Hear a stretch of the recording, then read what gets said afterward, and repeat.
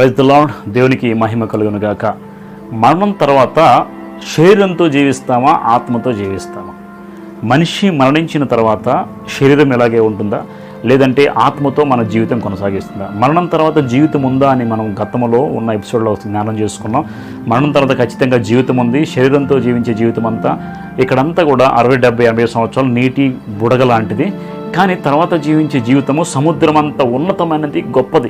సముద్రం అంత జీవితాన్ని మనం జీవించబోయేది శరీరంతోనా, ఆత్మతోనా? మనం ఆలోచిస్తే ఆదికాండం 3:19 చూద్దాం ఒకసారి. నీవు నేలకు తిరిగి చేరు వరకు నీ ముఖము చెమట కాచి ఆహారం తిందువు, ఏలనగా నేల నుండి నీవు తీయబడితే గనక నీవు మన్నే గనక తిరిగి మన్నైపోదు అని చెప్పి. ఈ శరీరము నేలను తిరిగి చేరేంత వరకు శరీరంతో జీవిస్తాం.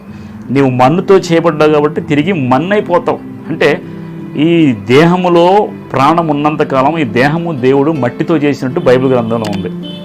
దేవుడు మన దేహాన్ని మట్టి తీసుకొని చక్కగా రూపం చేసి అందులో ఆయన ఆత్మను ఊదాడు కాబట్టి నరుడు జీవాత్మ అయ్యాడు.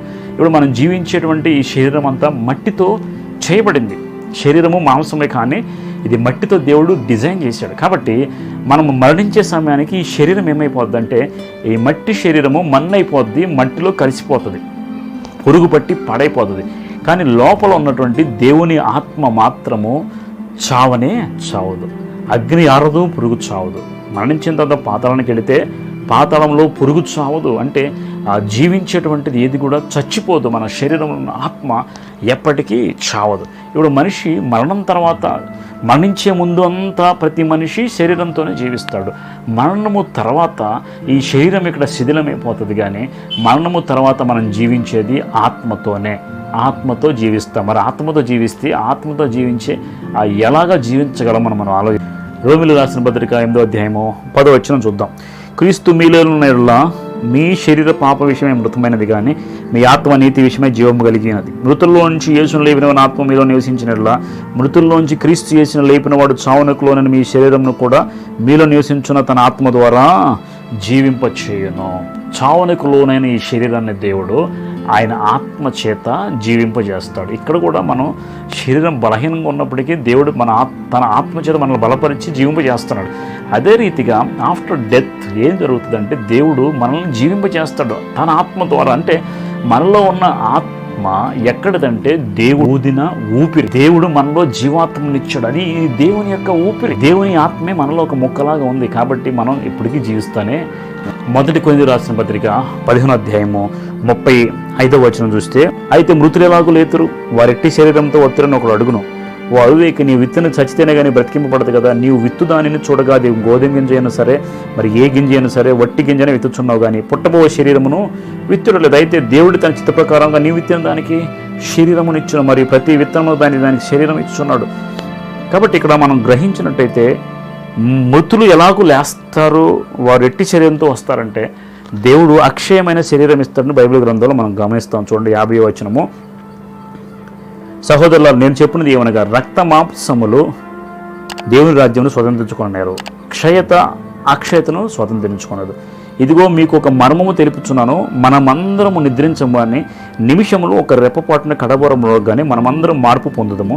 బోరములోగును అప్పుడు మృతులు అక్షయులుగా లేపబడుదురు, మనము మార్పు పొందుదము. క్షయమైన ఈ శరీరము అక్షయతను ధరించుకోవలసి ఉన్నది, మర్త్యమైన ఈ శరీరము అమర్త్యతను ధరించుకోవలసింది. ఈ క్షయమైనది అక్షయతను ధరించుకున్నప్పుడు, ఈ మర్త్యమైనది అమర్త్యమును ధరించుకున్నప్పుడు మరణ విజయం ముందు మరణము మృంగి వేయబడెను. కాబట్టి ఇక్కడ మనం గమనించినట్టయితే ఈ వాక్యంలో మనకు అర్థం చేసుకోవడానికి క్షయమైన ఈ శరీరము అక్షయతను ధరించుకుంటాం. ఎప్పుడు క్రీస్తు రాకడలో వచ్చినప్పుడు మనం ఎత్తబడేటప్పుడు ఈ శరీరము ఇంకా చచ్చిపోలేం. మనం యేసుక్రీస్తు వచ్చినప్పుడు సజీలైన వాళ్ళు ఎత్తబడతారు. వాళ్ళు చనిపోయినట్టు కాదు, వారి శరీరము అక్షయతను ధరించుకొని ఈ శరీరంతోనే అక్షయ అంటే మహిమ దేహాన్ని ధరించుకొని మనం ఎత్తబడతాం. అయితే మరణించిన తర్వాత ఈ శరీరం ఉండదు కాబట్టి ఆత్మరూపిగా ఉన్నటువంటి ఆ శరీరం ఎలా ఉంటుంది, అది కూడా దేవుడు ఆత్మ శరీరాన్ని ఒకదాన్ని ఇచ్చాడు. ఇప్పుడు ఏదైనా తోటలో అవాధంలో ఉన్నారు, వారు మట్టితో చేయబడరు, కానీ దేవుని మహిమ అనేది వారి మీద ఉంది కాబట్టి వారు ఎరిగి ఉండలేదు. దేవుని మహిమ దేహము వారికి ఉంది, అది పోయింది. ఇప్పుడు మనం ఏం తీసుకుంటామంటే ఈ శరీరము మరణించిన తర్వాత ఈ ఆత్మ మహిమ దేహాన్ని ధరించుకుంటుంది, ఆత్మరూపిగానే జీవిస్తూ ఉంటుంది. ధనవంతులు చనిపోయి పాతాళానికి వెళ్ళిపోయి పాతాళంలో ఈ ఆత్మిక లక్షణాల గురించి మనం ఆలోచిస్తే పాతాళంలో దప్పికయ్యి కేకలు వేశాడు, కాల్చబడి కేకలు వేశాడు. కాబట్టి ఈ దేహానికి ఎలాగైతే కొన్ని అవసరాలు ఉన్నాయో ఈ ఆత్మకు కూడా కొన్ని మనం చూడగలుగుతాం. ఆత్మ లక్షణాల గురించి మనం ధ్యానం చేస్తే అవన్నీ కూడా మనం ధ్యానం చేసుకోవాలి. ఇప్పుడు మరణం తర్వాత మనిషి శరీరంతో జీవిస్తాడా, ఆత్మతో జీవిస్తాడంటే లాజరు దేహము పాతి పెట్టబడింది, లాజరు ఆత్మరూపిగా ఎక్కడికి వెళ్ళాడు? పరదేశకి వెళ్ళాడు. ధనవంతుడు చనిపోయి పాతి పెట్టబడ్డాడు, శరీరం నశించిపోయింది, ఆత్మరూపిగా ఆయన ఎక్కడికి వెళ్ళాడంట? ఇక్కడికి వెళ్ళాడు. యేసుక్రీస్తు వారు చనిపోయిన తర్వాత యేసుక్రీస్తు దేహము సమాధిలో పెట్టారు, ఆయన ఆత్మరూపిగా ఎక్కడికి వెళ్ళాడు? పరదేశకి వెళ్ళాడు. కానీ అక్కడ వారి నివాసం 3 రోజులు అక్కడ ఉన్నారు. మనం ఎలాగైతే జీవిస్తూ ఉన్నామో ఈ శరీరం ఎలాగైతే ఉందో ఆత్మ దేహాలు కూడా ఉన్నాయి, అవి దేవుడు మనకి ఇచ్చాడు. తర్వాత మనం జీవించబోయేది ఆత్మదేహంతోనే. కాబట్టి గమనించండి, ఈ శరీరము క్షయమైనది, నశించిపోతుంది, కానీ దేవుడిచ్చిన ఆత్మ మాత్రం ఎప్పుడు కూడా నశించదు. కాబట్టి మన శరీరంతో జీవిస్తామా, ఆత్మ జీవిస్తామంటే అక్షయమైనటువంటి ఒక శరీరం మనకు దేవుడు ఇస్తాడు. రాకడలో ఎత్తబడేటప్పుడు ఈ శరీరానికి అక్షయత ఇస్తాడు, మరణించిన తర్వాత దేవుని రాజ్యాన్ని స్వతంత్రించుకోవడం అక్షయతను ఇస్తాడు. కాబట్టి మనం అలాగే మనం జీవించగలుగుతున్నాం.